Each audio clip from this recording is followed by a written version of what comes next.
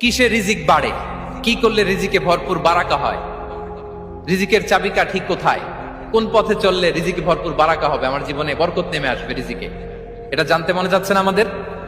হ্যাঁ, কষ্ট হচ্ছে আপনাদের? কষ্ট হচ্ছে? তাহলে কি করলে রিজিকে ভরপুর বারাকা হয়, কি করলে আমার জীবনে ভরপুর বারাকা নেমে আসে, এই পয়েন্টটাতে আমরা একটু আলোকপাত করি। যেসব কাজ করলে আমাদের জীবনে রিজিকে আসমানি বারাকা নেমে আসবে, আমাদের রিজিকে আসমানি বারাকা নেমে আসুক, আমরা চাই কি চাই না? সবাই আমরা চাই নিশ্চয়ই।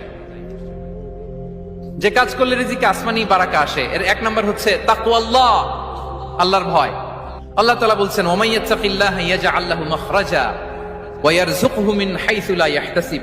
যে আল্লাহকে ভয় করে, যে আল্লাহ সচেতন, আল্লাহ তাকে মাখরাজ, মাখরাজ মানে কি জানেন? ওই যে এক্সিট লেখা না এদিকে, এই এক্সিটকে আরবিতে বলে মাখরাজ, মানে কোথাও